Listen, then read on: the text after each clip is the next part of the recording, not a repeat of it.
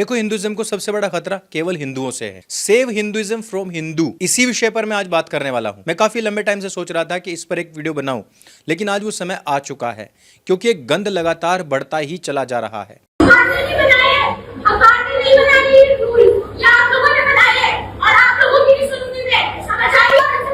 यहाँ ये black colour का कपड़ा कच्छा पहन के आई है और मैं इनका कहना है कि मैं सही हूँ बिल्कुल। अभी हमने पिछले वीडियो में आपको बताया था किस प्रकार से हर जगह गरबा के नाम पर अश्लील कपड़ों में अश्लील हरकतें करने का काम लड़कियां कर रही हैं, किस प्रकार से पूजा पाठ में लड़कियां गायब मिलती हैं और जिस समय पर नाच गाना होता है वहां सर्वाधिक लड़कियां मिलती हैं। गुजरात के अंदर आरएसएस से जुड़ी हुई कुछ डॉक्टर्स एसोसिएशन ने इस बात का खुलासा किया था कि इन्हीं नवरात्रों के दौरान कॉन्डोम्स और गर्भ निरोधक गोलियों की बिक्री कई गुना तक बढ़ जाती है। अब ये कुछ ऐसे विषय हैं जिनके ऊपर बोलने से लोगों की भावनाएं आहत हो जाती हैं।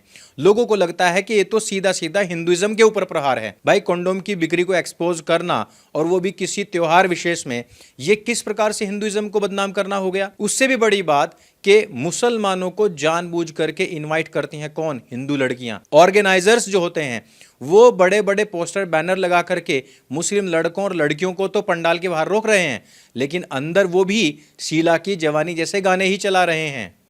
तो इससे कौन सा हिंदुइज्म मजबूत हो रहा है, इस पर बात कीजिए। गरबे के अंदर शीर्षासन करके दोनों पैर खोल करके नटों वाले काम यहां किए जा रहे हैं। मुझे बताइए कि हिंदुइज्म के अलावा महिलाओं को कहां पर इतनी छूट है? उसके बावजूद भी कुछ चुनौतियां लड़कियां इस तरीके की बात करती हैं।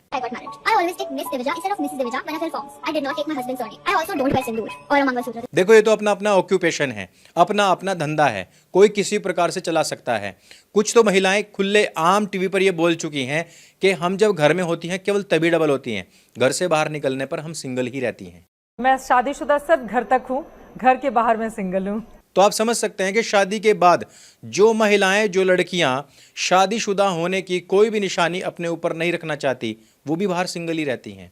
इसलिए मैं तो हर बार कहता हूं कि हिंदुइज्म को किसी और से खतरा नहीं, सबसे पहले हिंदुओं से ही खतरा है। अब एक और नमूना देख लीजिए, छोटे छोटे लड़के लड़कियां हैं, रामलीला मना रहे हैं। इसमें शूर्पणखा जो है वो लक्ष्मण जी को कैसे पकड़ने का प्रयास कर रही है फिल्मी गानों के द्वारा।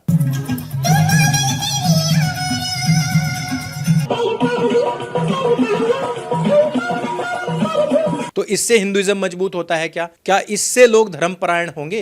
क्या इससे लोग राम नाम ज्यादा जपने लग जाएंगे? या इससे सीधा मोक्ष मिलेगा? ये आप मुझे बात बताइए।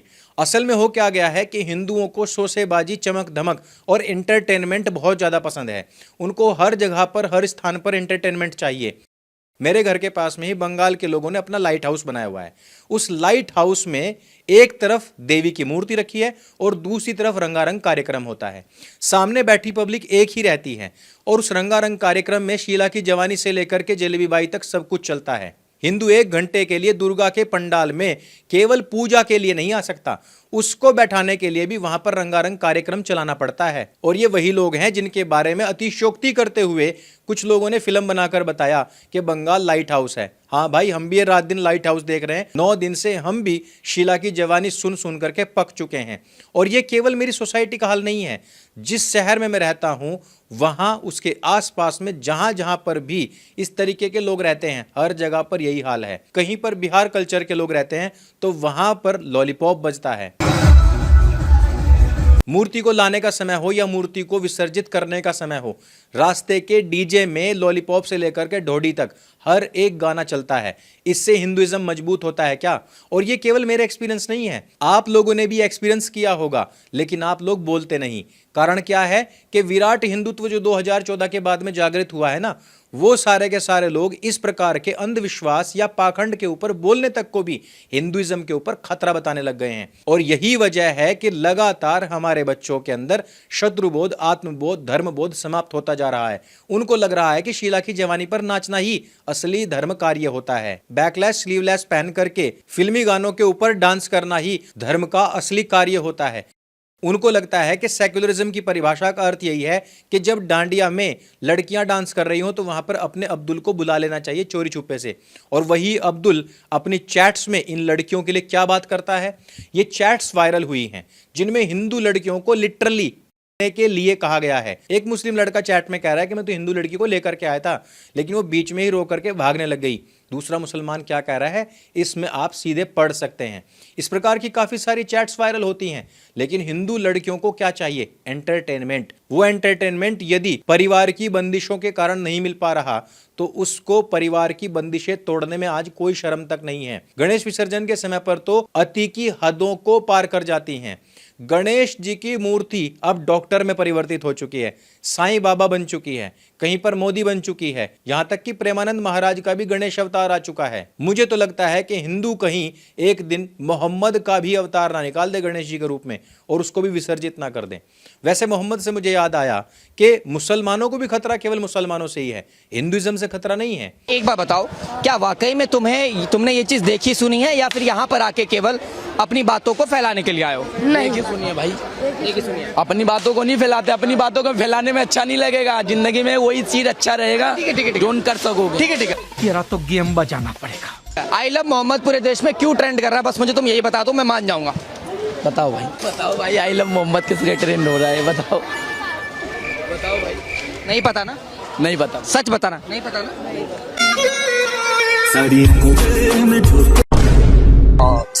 आपको बताना है माता रानी कितने नाम? No, I have to ask. Excuse me, आपको बताना है माता रानी कितने नाम? माता रानी कितना नाम? अरे आप बोलो ना, आप बोलो।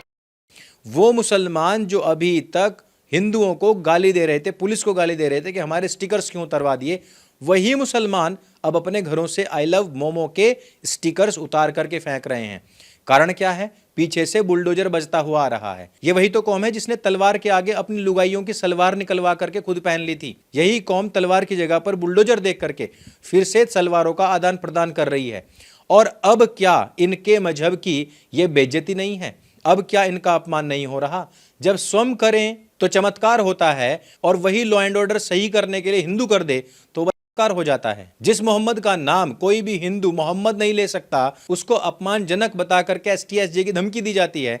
आज बच्चा बच्चा मोहम्मद का नाम ऐसे ले रहा है जैसे उसकी मौसी का छोटा लड़का हो। I love Mohammad, I love Mohammad. ना ही सम्मान सूचक कोई शब्द बाद में लगाया जाता और ना ही कोई पहले लगाया जा रहा। इससे बड़ा मोहम्मद का अपमान क्या होगा? इसलिए मैं तो ये भी कहता हूं कि save Islam from Muslims also. और ये तो सऊदी अरब, टर्की जैसे देशों को अब निर्णय कर लेना चाहिए कि मोहम्मद के विषय में कोई भी मुसलमान तो कम से कम इस प्रकार के अपमानजनक कार्य ना ही करे, ना ही इस प्रकार से कोई नाम ले। आपने देखा होगा कुछ शहरों के अंदर तो गाड़ियों को रोक रोक करके मुसलमानों ने मोहम्मद के स्टिकर चिपका दिए हैं। अब वो गाड़ी धोएंगे तो उस पर गंदा कपड़ा लगेगा, और वो गंदा जब कपड़ा लगेगा तो क्या वो उसका अपमान नहीं होगा? क्या ये स्टिकर को मोहम्मद की एक मूर्ति का प्रतीक देख करके इस्तेमाल नहीं किया जा रहा? क्या ये सरकार, स्टेट या पुलिस के खिलाफ अपने गुस्से को प्रकट करने का इस्लाम विरोधी तरीका नहीं अपना लिया है मुसलमानों ने? बिल्कुल अपना लिया है। तो चाहे हिंदू हो चाहे मुसलमान हो, आज अपने ही मजहब धर्म के विरोधी यानी कि दुश्मन बन चुके हैं। आजकल एक तिलक लगाई हुई लड़की बड़ी वायरल हो रही है। वो कह रही है कि मैं सनातनी हिंदू हूं और मैं आई लव मोमो बोलती हूं। और मैं एक सनातनी हिंदू लड़की होके बोलती हूँ कि मैं बोल रही हूँ आई लव प्रॉफिट मोहम्मद। किसी को केस करना है तो जाके केस कर दीजिए भैया। अब अगर इसकी रियलिटी को देखा जाए तो ये एक मुल्ली है। इसने एक मुसलमान के साथ में शादी कर रखी है। इसका सारा का सारा कंटेंट अगर आप देख लेंगे तो आपको पता लग जाएगा कि ये काफ़ी पहले ही कन्वर्ट हो चुकी थी। यही नहीं, इसकी हाईलाइट में आप प्रियंका गांधी वड्राइन के फोटोज भी देख सकते हैं। ये कांग्रेस से जुड़ी हुई है। प्रियंका आराम से खड़ी होकर के इसके साथ में सेल्फी ले रही है। ये अभी बिहार के चल रहे चुनावों में भी वहां पर भी कांग्रेस का ही पक्ष लेकर के वीडियोस और कंटेंट बनाती है। तो इससे बिल्कुल क्लियर हो जाता है कि इस प्रकार की जितने भी काल नेमिनियां है ना, ये सारी की सारी किसी ना किसी अब्दुल की चादरें बदलने के अलावा इनके पास कोई काम नहीं है। इनका धंधा मस्त चमक रहा है कि ये माथे पर तिलक लगा करके और वो हिंदुइज्म को ही गाली देने के लिए, हिंदू को गाली देने के लिए, सनातन को गाली देने के लिए आ जाएंगी। क्या इस मुल्ली ने आज तक कभी कहा है कि मैं मुसलमानी हूं और मैं सनातन धर्म के विषय में ये अच्छी बात कहता हूं?